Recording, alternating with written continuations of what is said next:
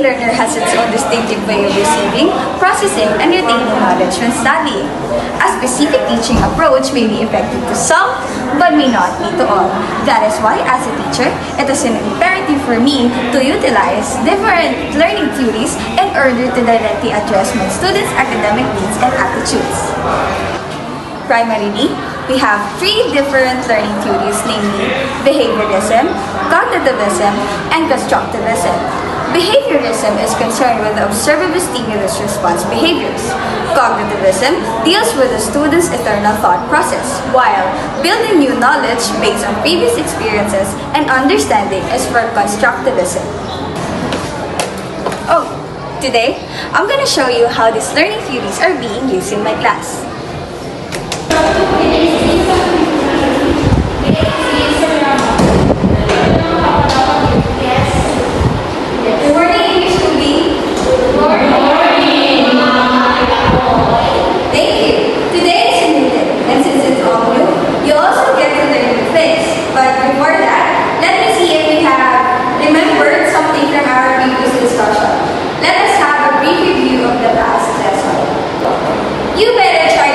Best to recall, because if you answer it right, you will get a chip that corresponds to an additional point for your recitation.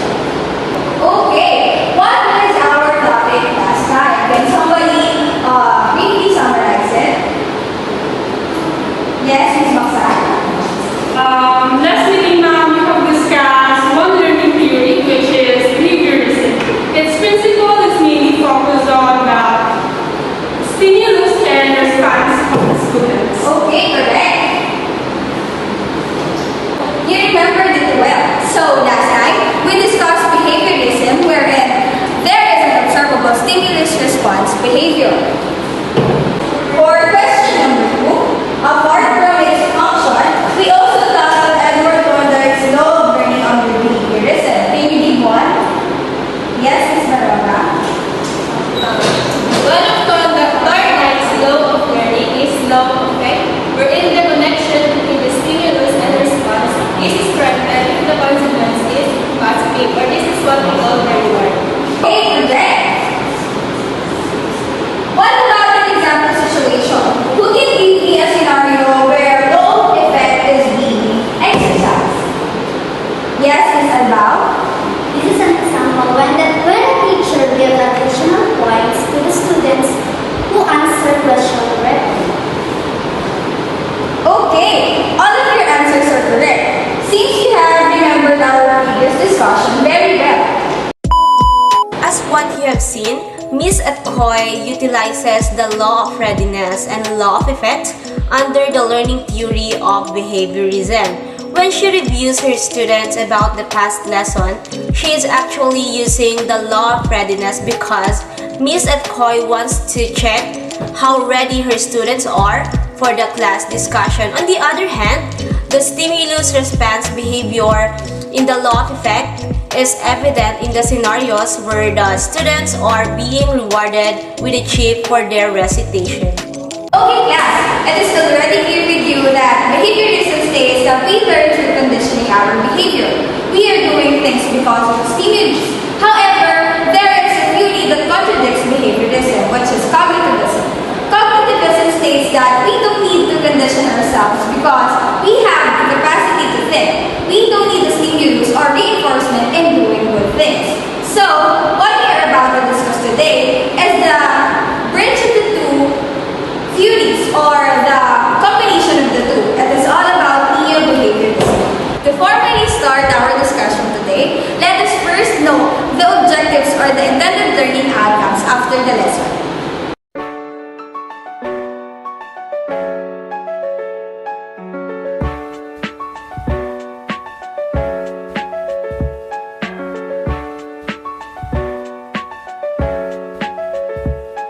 I want you to go to your respective groups.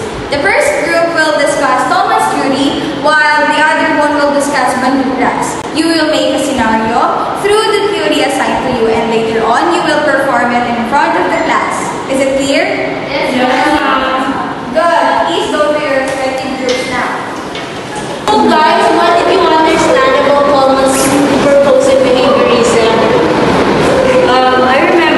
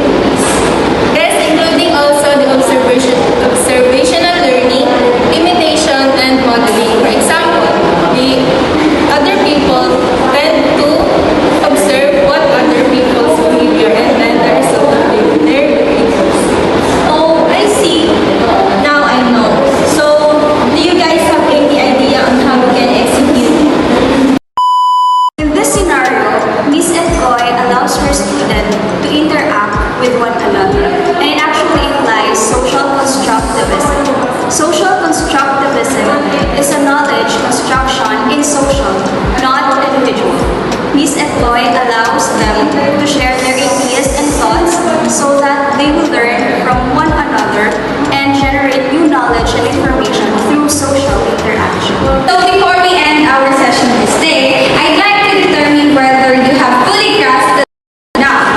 Let's go back to our learning objectives to assess your understanding. By this, you students can summarize the whole lesson and be able to apply it. Can anyone read the first objective and answer it? Yes, Ms. Juliette. The first objective is Thomas purposive behaviorism, also known as time learning theory, pursues that learning is a cognitive process wherein our environment affect how we learn and acquire knowledge. That's all. Okay, Ms. Juliette. Next, who can define the next objective, which is about Bandura's social learning theory? Yes, Ms. Tegal. You may speak first. Bandura's social learning theory is explicitly stated from its title. This theory revolves around learned social, revealing from environment because of observing, imitating, and modeling behavior. That's all wrong. Yes, Ms. Butiti, thank you. Okay, next, Ms. Tegal. In addition to what Ms. Patricia has said, Bandura social learning theory includes conditions necessary for effective modeling, which I can say the ARMM. ARMM means attention, retention, motor reproduction, and motivation. Attention happens when, for example, if the person observes the environment. And when that person remembers it is called retention. And when the reenactment occurs to yourself, it is the motor reproduction. And lastly, ma'am, the motivation. It is either from you or from the environment. That's all.